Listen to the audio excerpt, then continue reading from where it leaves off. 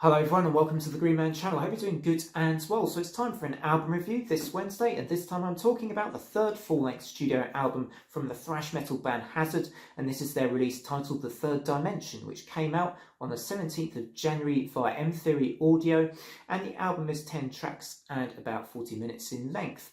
So this is a four-piece Canadian thrash metal band that really remind me a lot of Megadeth, I guess, particularly the sort of late 80s, early 90s era of Megadeth. You know, think a little bit Rust in Peace, So Far So Good So What.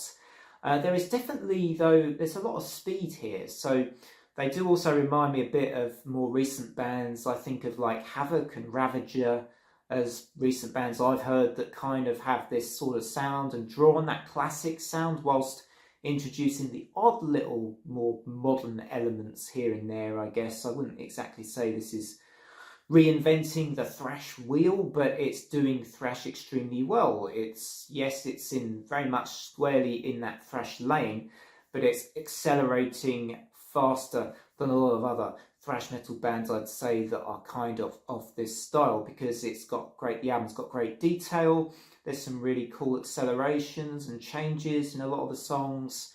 Great guitar solos. Guitar solos that don't just act as condiments, I think, to the songs. They are more meaningful, or at least they are kind of amplify the strength of the songs instead of just being like something that is like, you know, a little solo here that feels a little bit pointless. There's little of that in this album. The solos, I think, carry a lot of weight. And overall, it's a really solid thrash metal album, or speed metal album even, I might call it, because a lot of it is very fast-paced.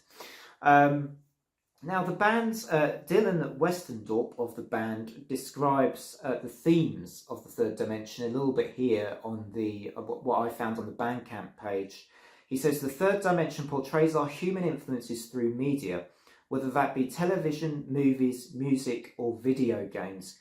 Each song tells its own story through a narrative inspired by something created in the third dimension." I think that's kind of cool, as, you know, a theme and as a sort of a common theme for each of the songs. I really like that, actually.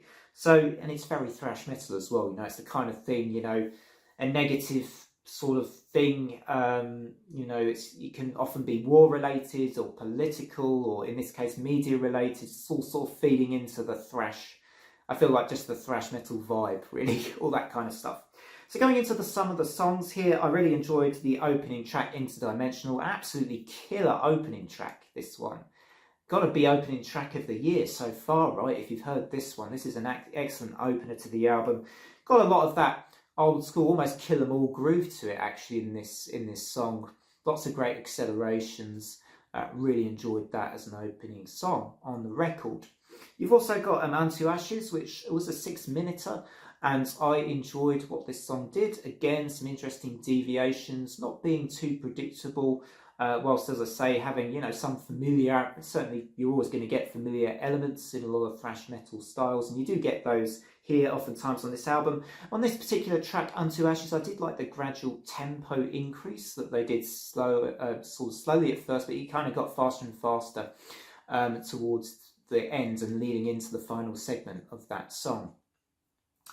Another track I want to shout out is Deathbringer, because it kind of had a Joe Satriani-esque guitar solo in it, or at least there was certainly the odd Satchism here and there with the way they did that guitar solo. I thought that was pretty cool, and an observation I made during the song Deathbringer.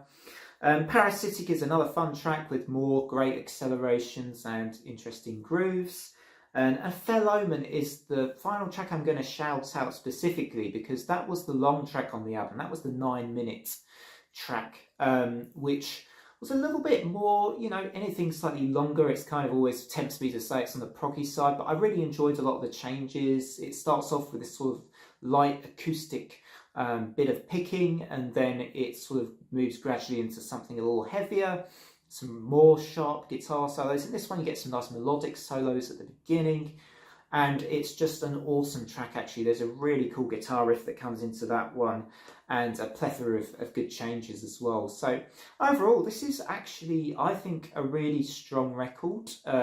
It would so far be, given that I've only listened to a few albums in 2025, to be honest, and so I don't have a huge amount to choose from, but this is a front runner for my album of the year so far. We're only in the middle of January, really, or getting to late January now, but this is definitely album of the year for me so far in January. So maybe I should really call it album of the month at this point. But there could be other contenders. We've still got a little bit longer left in this month. But yeah, I think this one is a very, very good thrash metal record.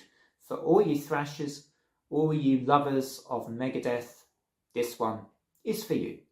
So next on this channel, we've got a big video coming up this coming Saturday on the 25th of January, where I'll be listing all of my albums of the year from 2000 to 2024. So look out for that.